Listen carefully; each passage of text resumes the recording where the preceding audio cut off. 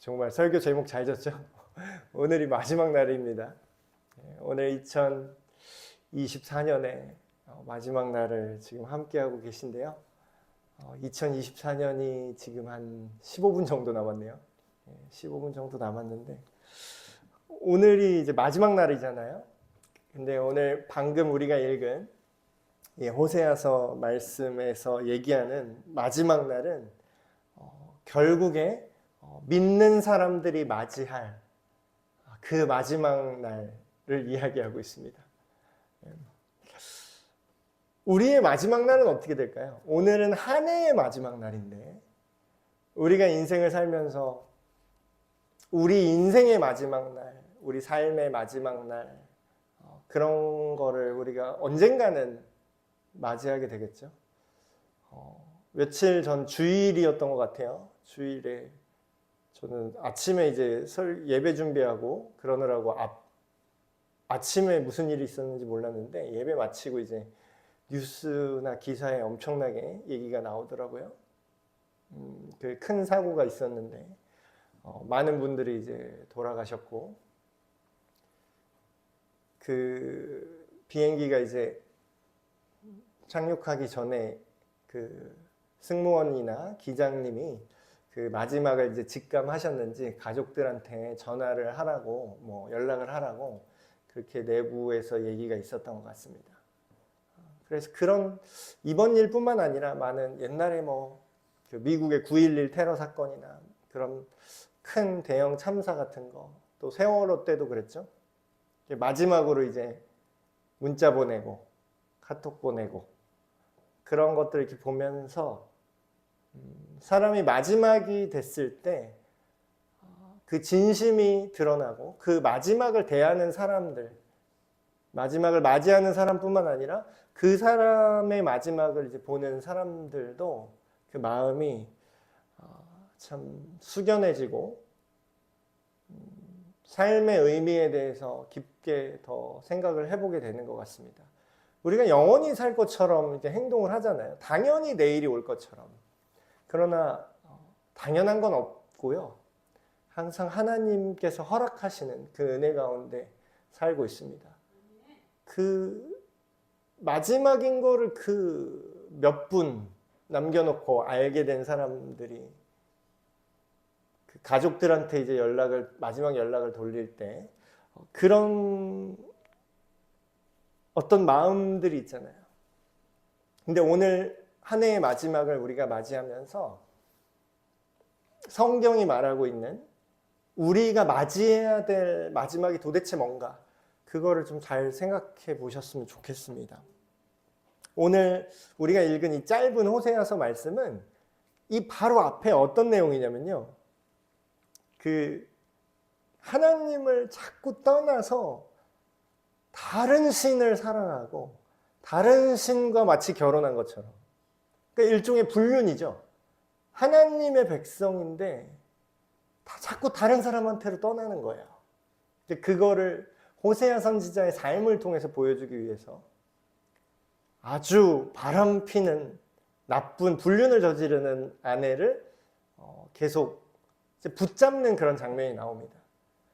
바로 이 전에 우리가 읽었던 4절, 5절 바로 전에 어떤 내용이냐면요. 너는 너의 그 바람나서 도망간 아내한테 가서 이렇게 말하라는 거예요. 나는 너와 함께하기 원한다. 내게로 와서 다른 사람한테 자꾸 가지 말고 내게 와서 나와 함께 오랜 날 동안 나와 함께 지내자. 나도 너한테 그렇게 하겠다.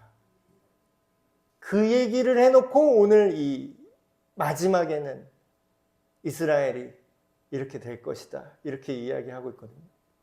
여러분 우리 삶을 한 해를 돌아보는데 한 해뿐만 아니라 우리 이전까지 계속된 삶을 한번 돌아보시면 좋겠습니다. 오늘 말씀에 뭐라고 나오죠? 4절에 왕도 없고 지도자도 없었대요. 이스라엘 백성이. 제사도 없고 그런 애복 드라밈 이런 것들은 결국 뭐냐면 하나님이나 어떤 신적인 존재를 찾는 그런 행동들이죠.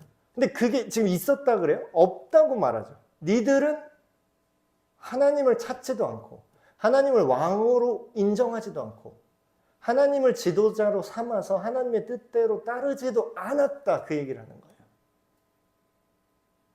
거예요. 우리 삶도 똑같이 한번 돌아보면 좋겠습니다.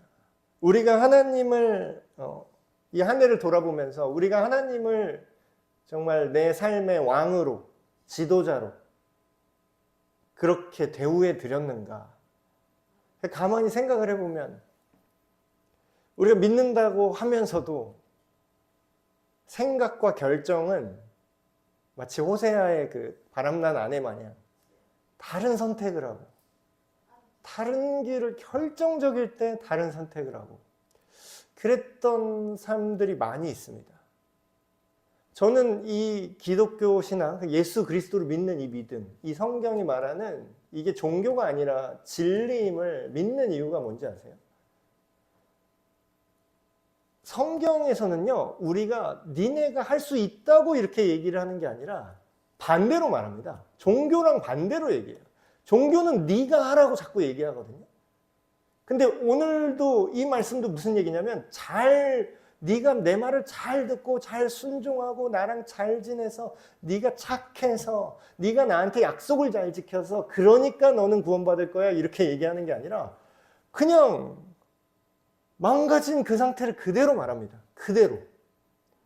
너는 나를 왕으로 대하지도 않았어. 나를 지도자로 인정하지도 않았어. 마치 바람난 그 호세아 선지자의 아내 마냥 계속 이스라엘 백성들이 그렇게 살고 있었어. 그런데 그 날이 오면, 그 마지막 날이 오면 너희는 나를 찾을 거래요. 이게 오늘날도 우리와 똑같죠. 우리의 삶이 지금까지 하나님께 인정받는 예배를 과연 얼마나 드렸나? 물론 이제 주일날 오시면 다 예배 드렸다고 이제 생각할 수 있습니다. 근데 우리가 가인과 아벨의 그 제사에서 배운 것처럼 가인도 똑같이 예배는 다 드렸어요. 그러니까 우리식으로 말하면 이런 겁니다. 가인도요, 자기 동생을 쳐 죽인 그 살인자 가인도요, 주일날 예배에 안 빠졌어요. 우리식으로 말하면. 가인도요, 11조 다 내고 헌금 다 했어요. 근데 문제는 뭐죠? 그 예배를 하나님이 예배로 인정하지 않았다는 거예요. 너의 삶이, 너의 생각이, 너의 마음이, 너의 행동이 내 안에 있지 않아. 제물은 똑같이 차려놨는데 예배 드립니다 하고 있는데 그 예물을 내가 받을 수가 없구나. 하나님께서 아벨과 그 제물, 우리식으로 말하면 우리와 우리가 드리는 예배 모두를 받으셨으나 가인은 가인의 삶과 가인의 예배 둘 다 받지 않으셨다는 거예요. 진짜로 하나님을 믿는 사람, 진짜 하나님의 자녀들, 진짜 진실된 하나님의 백성들이 어떤 사람인지 아세요? 저도 옛날에 이렇게 착각했거든요. 똑바로 하는 사람이 진짜 하나님의 자녀인 줄 알았어요. 근데 비슷해요. 진짜 비슷해요. 근데 똑바로 하는 사람이 하나님의 자녀가 아니라 하나님의 자녀가 똑바로 하게 돼요. 이게 되게 헷갈리죠. 오늘 말씀도 똑같습니다. 원리가 아주 똑같아요. 너희 이스라엘 백성들이 그 바람나서 도망간 너의 아내와 같이 너를 남편으로도 인정 안 하고 너를 지도자로 인정 안 하고 그렇게 자기 멋대로 사는구나. 그러니까 네가 돌아와서 네 스스로 알아서 하면 내가 봐줄게 이렇게 얘기하잖아요. 니네가 여전히 그러고 있는데 내가 너에게 은혜를 베풀 거야. 그날에 너희가 너희의 왕 다윗의 자손 그 다윗을 찾을 거야.